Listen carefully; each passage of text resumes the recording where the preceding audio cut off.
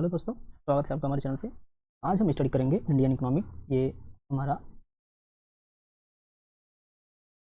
Indian economic, ठीक है, chapter 2 है। तो फर्स्ट है आपका इंडियन इकोनॉमिक। तो इंडियन इकोनॉमिक कब से स्टार्ट हुआ था? 1950 से या 1990 से। तो इसको हम अच्छे से स्टडी करेंगे। तो फर्स्ट देखिए इंट्रोडक्शन, ठीक है। भारत में क्या था? Multiple problem faced by its population, ठीक है। मतलब भारत एक विशाल देश है जहाँ अनेक समस्याएं थी, ठीक है, बहुत ही ज़्यादा समस्याएं थी उस समय। 1950 की बात कर रहा हूँ मैं। एंड उसके बाद देखेंगे क्या था कि British rule the country for nearly 2 countries exploited in resources for their benefits, leave the country reeling under absolute poverty। मतलब गरीबी से बहुत ज़्यादा ही उसमें जूझता था, ठीक है। And when the British left India 1947, nothing to be proud or happy except for the freedom। मतलब जब चले गया तो उस समय कुछ नहीं रह गया कि हाँ मतलब हम इसको सेलिब्रेट कर सकें, ठीक है। The problem were many before of Indian government. मतलब प्रॉब्लम बहुत हुई इंडियन गवर्नमेंट में। Now our leader had decided 2 types economic system suitable for national system which would promote welfare and rather freedom, okay? And from different types of economic system, socialism appeal to Jawaharlal Nehru the most. All the factories from in the country they are owned by government, no private property, ठीक है। And India adopted a system of democratic, it was not possible the government change ownership pattern to land other properties of its citizen। मतलब उस समय वो citizen को नहीं कर सकते थे, ठीक है। And so Nehru and many others leaders thinking newly independent India sought the alternative from extreme versions of capitalism and socialism, ठीक है। उस समय एक्सट्रीम वर्जन था क्योंकि अभी नया नया देश आज़ाद हुआ है तो उसके क्या करेंगे, कैसे करेंगे, ठीक है। And India would be socialist society and strong public sector, but also with private property and democracy. Government would plan for the economic with the private sector being encouraged to be part of plan effort, ठीक है। तो वहाँ पर आया था क्या? Industrial policy resolution 1948, directive principle of Indian constitution reflect this outlook। 1950 planning commission was to set up the prime minister its chairperson। the era of 5-year plans had begun। वहां से स्टार्ट हुआ 1948, ठीक है, ऐसा कहना गया है। फिर आगे बढ़ेंगे तो कैपिटलिस्ट इकोनॉमिक। तो इसमें क्या? 5 play the market forces, maximum profit, promote self interest, thus lead income growth। the poor section of the society suffer from deprivation, they ignore social interest। socialist economic मतलब decision taken by the government, collective interest of the society, its lead to grow with social justice। consumers purchased the goods offered government as there is no choice to consumers। mixed economic में free play to market force controlled by the government, maximum profit of the local welfare, both private government sector exist to promote self interest and social interest। मतलब mixed economy में दोनों आ जाएंगे, private and government, ये mix रहता है। और capitalism में क्या रहता है कि मैक्सिमम प्रॉफिट इसे अर्न करने का प्रॉफिट रहता है। सोशलिस्ट में क्या है? प्रॉफिट अर्न नहीं करना रहता है, बल्कि ये एक सेवा देना रहता है। एंड इकोनॉमिक प्लान मतलब आर्थिक प्लानिंग, आर्थिक योजना। तो आर्थिक योजना में मैं इसको पूरा न पढ़ के मैं आपको शॉर्ट में बताऊंगा कि जो आपका ये था प्लान। तो during the independence unemployment rate very high, मतलब रेट उसमें बहुत हाई ज़्यादा था। Per capita income and gross domestic product document were low, मतलब बहुत लो कम था, ठीक है।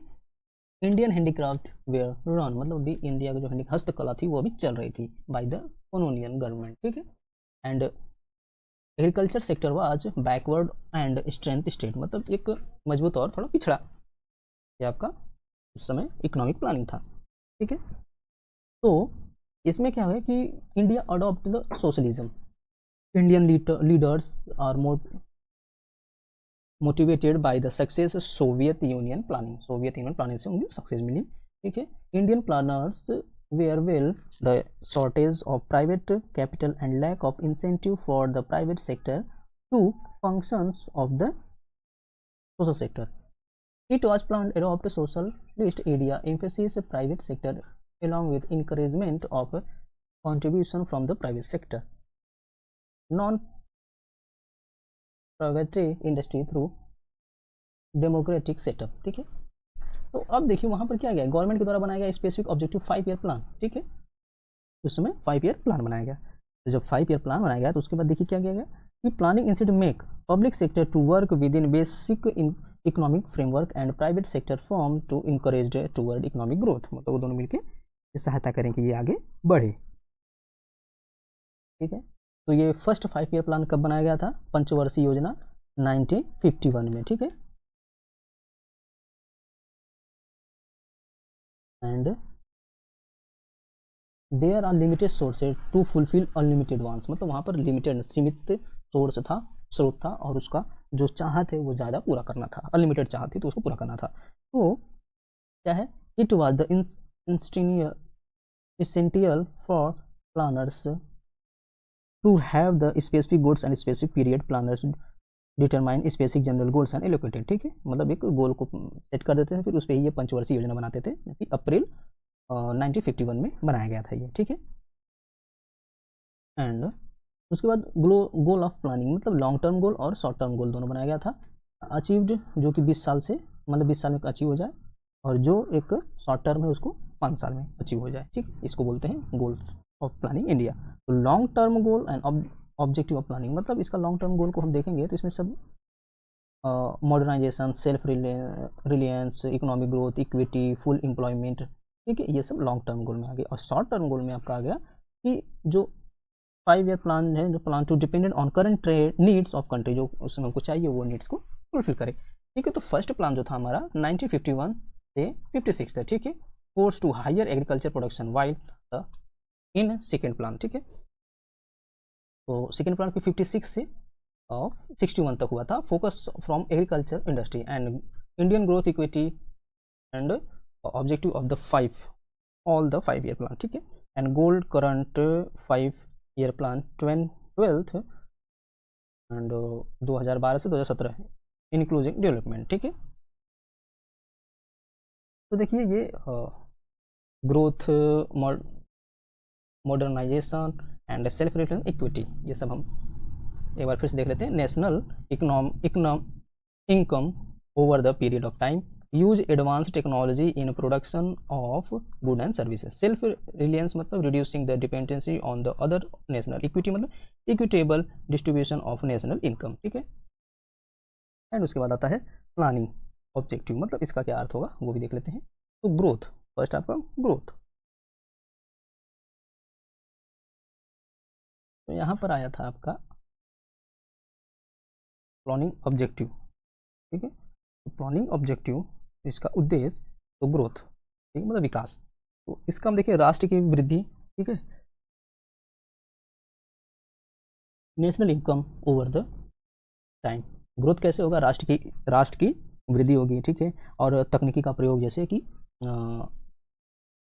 मोबाइलाइजेशन को यूज किया था वो। ठीक है, एंड उसके बाद सेल्फ रिलायंस, आयात पर निर्भर करना। ठीक है, ये हो गया। तो जैसे एक बार फिर से देख लेते हैं, when economics grows substantial transformation occurred, इसके बाद decrease economic dependence on agriculture sector, share the industrial service sector to GDP well increasing over the years, growth of performance of the service sector with high contribution of the total GDP and income, sorry, indication of economic। ठीक है, तो इसके बाद देखिए planning of object क्या है, तो planning object का है मॉडर्नाइजेशन। ठीक है, मॉडर्नाइजेशन मतलब इसका उन्नति तकनीक का प्रयोग। ठीक है, तो एडवांस टेक्नोलॉजी का उसमें प्रयोग, तब इससे ग्रोथ हुआ। ठीक है, और इसके बाद सेल्फ रिलायंस मतलब आयात पर निर्भरता घटाना, मतलब जो आयात है उस पर निर्भरता को घटाना था। ठीक है, तो जो भी हम बाहर से मंगाते हैं तो उस पर थोड़ा निर्भरता कम किया गया, जिससे कि सेल्फ रिलायंस हुआ। ठीक है,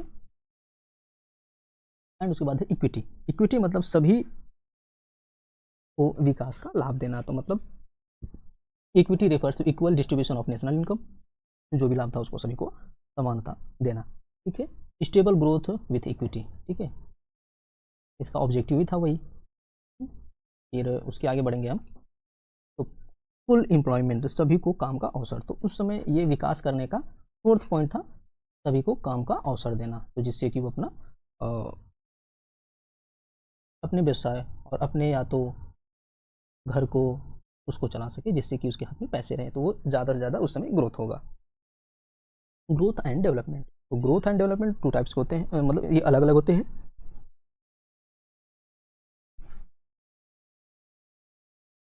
तो ये अलग अलग होते हैं। तो फिर देखिए growth, growth refer to sustainable increase in GDP over a period of time which rise the standard of living of people, standard of living करते हैं।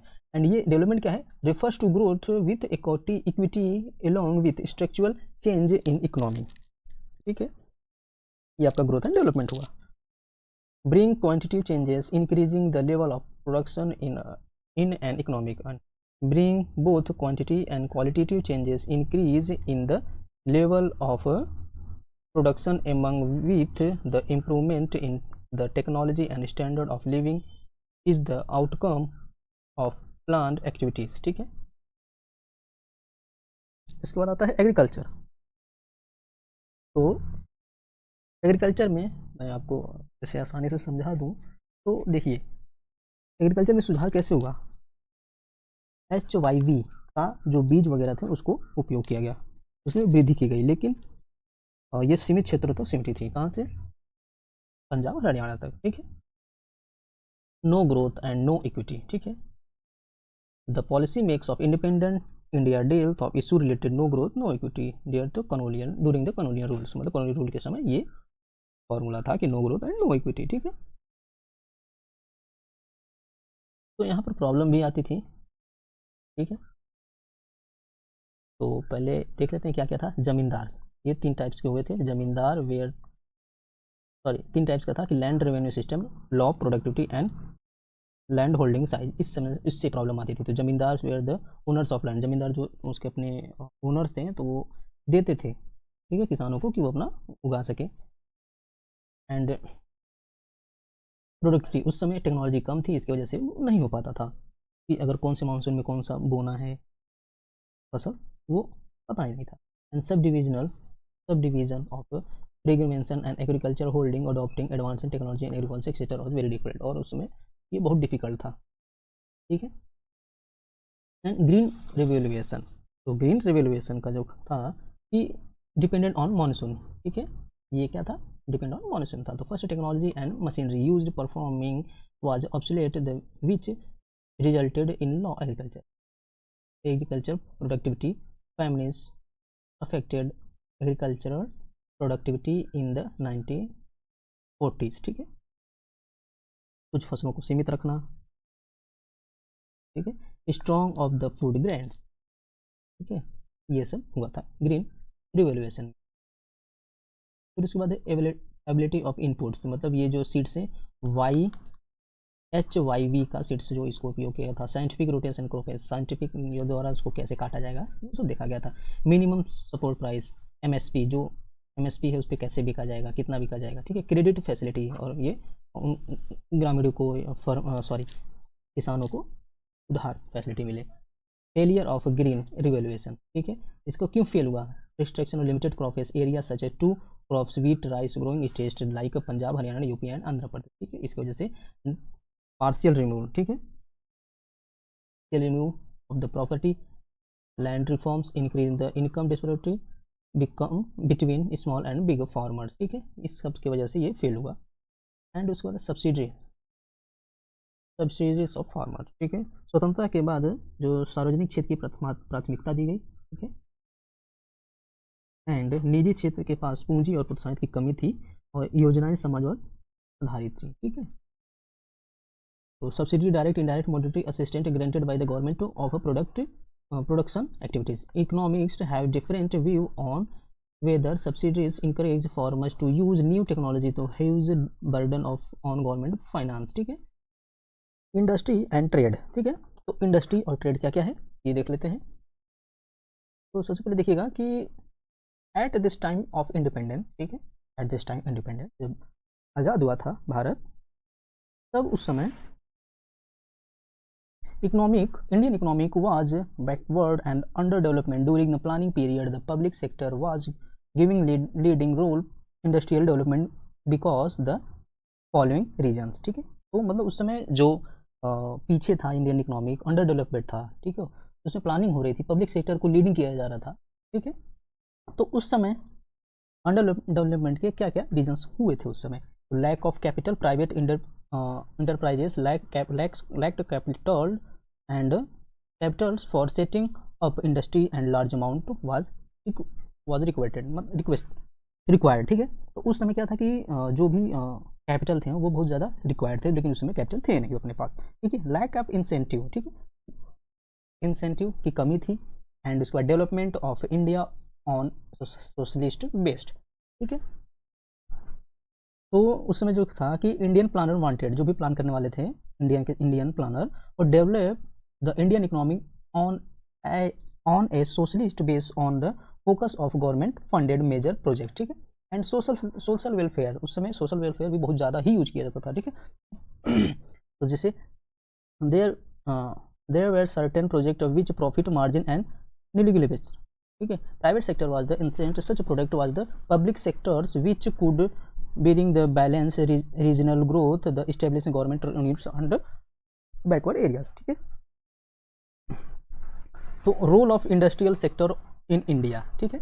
तो फर्स्ट देखिए क्या है, provide employment, rise in national income, promotes regional balance, leads and modernisation and modernisation के द्वारा agriculture को help देना। फिर उसके बाद self sustainable development, high protein of ग्रोथमैन की फॉर वॉल्यूम ऑफ एक्सपोर्ट में वृद्धि, एंड ग्रोथ ऑफ सिविलाइजेशन, मतलब ग्रोथ का बढ़ोतरी, and economic structure, source of employment, import of dynamic growth process, ठीक है, इतना ये सब था। तो इंडस्ट्रियल पॉलिसी रिजोल्यूशन कब आया था? 1956 में, ठीक है। ये क्या है तो ये भी देख लेते हैं। Expansion of the public sector, development of heavy and machinery building industry, ownership the control of the private sector, establishing the cooperative sector, ठीक है। और ये 3 कैटेगरी में बांटा गया था। फर्स्ट कैटेगरी जो 17 industry including exclusive the public sector, 17 industry थी, ठीक है। एंड कैटेगरी सेकेंड में 12 इंडस्ट्री प्रोग्रेसिव स्टेट ओन, मतलब ओन किया गया था किसके? स्टेट द्वारा।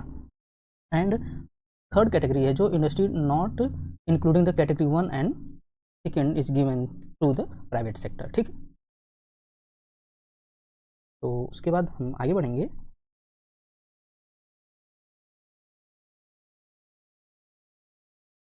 स्मॉल स्केल इंडस्ट्री, ठीक है। तो इसमें इसको डिफाइन किया गया था, maximum investment allowed on the asset of a unit, ठीक है। Small scale unit can invest maximum rupees of 5 crore, ठीक है। And small scale labour इंस्टेंटिव of the grey generate more employment, ये मोर एम्प्लॉयमेंट जनरेट करते हैं, ठीक है। And it promotes equity cross different section of society, generates employment per unit of investment. Small scale industry can not committed with large industry units and production of certain product with a reserve for the small scale industry. इसमें problem कहते थे difficulty of finance, मतलब पैसे की कमी होती थी, shortage of raw material की कमी रहती थी, मार्केटिंग करना नहीं कर पाते थे, एंड उसके बाद इक्विपमेंट की कमी होती थी, एंड जो बड़े जो इंडस्ट्री हैं उन वो ज़्यादा ही प्रॉफिट कमा लेते थे, बल्कि ये नहीं कमा पाते थे। एंड फॉरेन ट्रेड, विदेश नीति, विदेश व्यापार, ठीक है। तो विदेश व्यापार में स्वतंत्रता से पहले कच्चा माल निर्यात और आयात होता था, बाद में कृषि निर्यात में कमी हुई और विनिमयता वस्तु में वृद्धि हुई, एंड ब्रिटेन की जगह अन्य देशों से व्यापार हुआ उस समय, ठीक है। एंड उसके बाद है इंपोर्ट सस्टेनेशन पॉलिसी, ठीक है, ये सब हम छोड़ देंगे।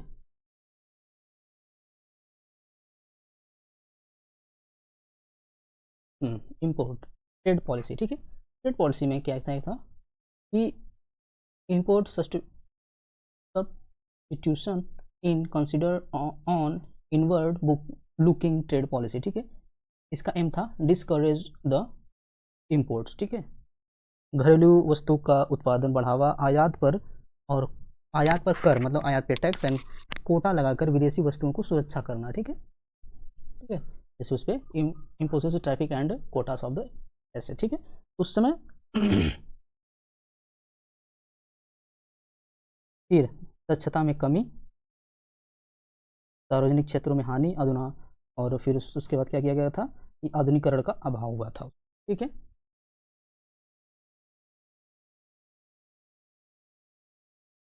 तो उसके बाद लाइसेंसिंग था, तो ठीक है। लाइसेंसिंग जो है आपका 1951 में, ठीक है, IRDA मतलब industrial development and resolution act आया था, IDRA आया था 1951 में, ठीक है। इसका मेन ऑब्जेक्ट था कि development according to plan and properties, उसका properties avoidance of the monopoly, balance regional development, prevent under competition between large scale industry and small scale industry, ठीक है। Optimum utilisation the scarce foreign exchange resources under this act following the where applicable, इसमें क्या applicable था, ठीक है। Schedule all the scheduled industrial of the should registered with government. A license must be obtained by the new industry. Government authorized examiner to working on the industry undertaking. ये सब उस समय थे, ठीक है। और अचीवमेंट, तो उस समय क्या अचीवमेंट था, GDP contribute the industrial sector increase 11.8। पहले हमने जब आज़ादी से पहले हमने देखा था तो 0.5 से बस होता था उस समय, ठीक है। आज़ादी के बाद कितना हुआ 11.8, ठीक है। एंड 1950 से 1951 तो कितना हुआ, वो हुआ हमारा 11, और 24.6 ये कब हुआ 90 एंड 91 में हुआ, ठीक है। Annual growth rate industrial sector was 6%, ठीक है। एंड डाइवर्सिफाई 1990 में हुआ था, किस बीच में, public sector the industrial sector become will diversified by 1990 में, ठीक है। आई होप आपको वीडियो पसंद आए तो please like share and subscribe जरूर करिएगा, हम आपको ऐसे ही वीडियो लाते रहेंगे। Thank you.